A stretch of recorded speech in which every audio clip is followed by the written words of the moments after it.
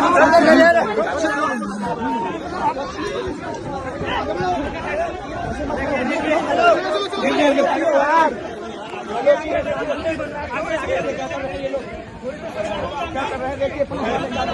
लोग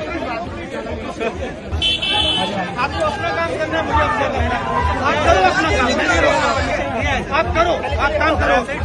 रोको, स्टॉप। आप मजाक कर रहे हो हमसे। पहले आपने गेट रोका, first you try to block the inside, then now you are taking us somewhere else. This is nonsense. ये लोकतंत्र देश है, ये मतलब ये कोई डिक्टेटरशिप नहीं है। तो आप अगर आपने 144 लगाया तो ये सब लोग ना अपना काम कीजिए।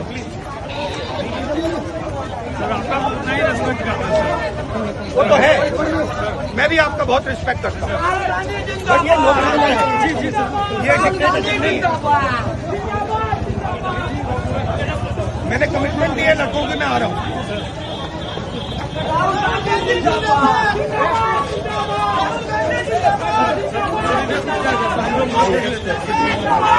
भैया देख के, पैर देख के, भैया पैर देख के।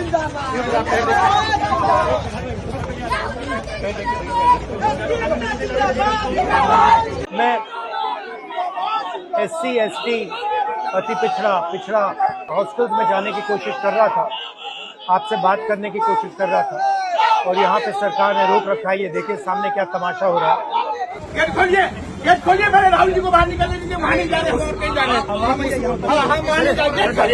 हिंदुस्तान में लोकतंत्र नहीं है, सरकार मुझे अंदर नहीं जाने दे रही है। मैं सिर्फ 3 सवाल पूछ रहा हूँ।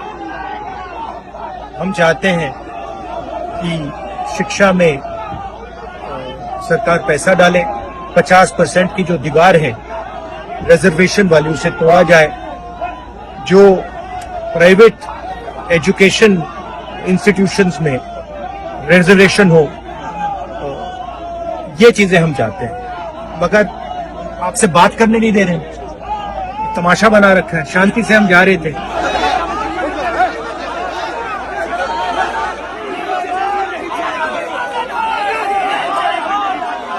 चाहते हैं कि मैं आपसे ना मिलूं, आपकी जो मांगे हैं वो ना उठाऊं, मगर रोका नहीं जा सकता।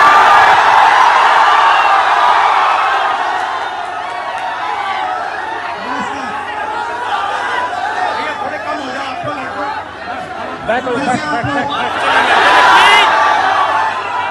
देखिए, मैं आपसे दिल्ली से आपसे मिलने आया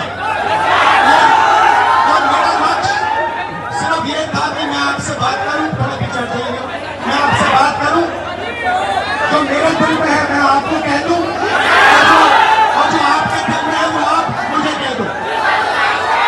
मगर प्रशासन ने मुझे पूरी तरह रोकने की कोशिश की, बैरियर लगाया और मैं पीछे के रास्ते से आपके यहाँ आ गया।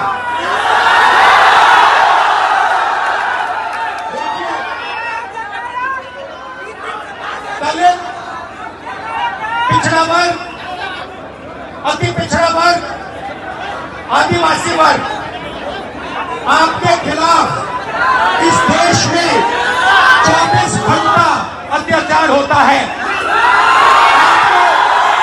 आपको दबाया जाता है, आपको शिक्षा के सिस्टम में रोका जाता है, आपके खिलाफ पेपर लीक किया जाता है और आपके करियर को रोकने के लिए, खत्म करने के लिए किया जाता है। हमने 3 मांगे की है।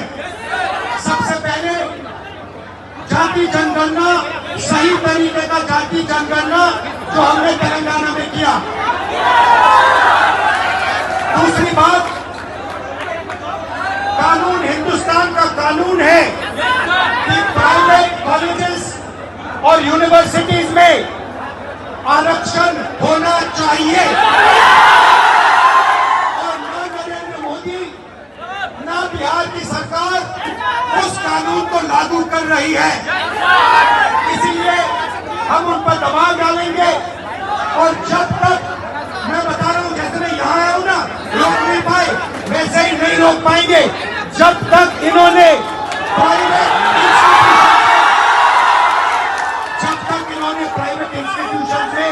रिजर्वेशन नहीं किया तब तक हम आगे बढ़ते जाएंगे। आप 90% हो, अपनी स्ट्रेंथ समझो। आपको भटकाकर, डराकर, दबाकर, आपके ध्यान के कोई इधर उधर करके आपको रोका जाता है। इस देश में आपके लिए कोई जगह नहीं है। 90% के लिए इस देश में कोई रास्ता नहीं है। एजुकेशन सिस्टम के मालिकों को देखो, मेडिकल सिस्टम के मालिकों को देखो, आपके लोग कितने जीरो, मगर मनरेगा की लिस्ट निकालो, आपके लोगों से भरी हुई है। मजदूरों की लिस्ट निकालो, आपके लोगों से भरी हुई है। सारे के सारे कॉन्ट्रैक्ट, सारा का सारा धन 5-10% के हाथ में जाता है। और 3 मांगे हैं। पहली मांग जाति जनगणना, दूसरी मांग प्राइवेट इंस्टीट्यूशन में, प्राइवेट स्कूल और कॉलेजेस में रिजर्वेशन, अति पिछड़ा का, ओबीसी का, दलित का, आदिवासी का।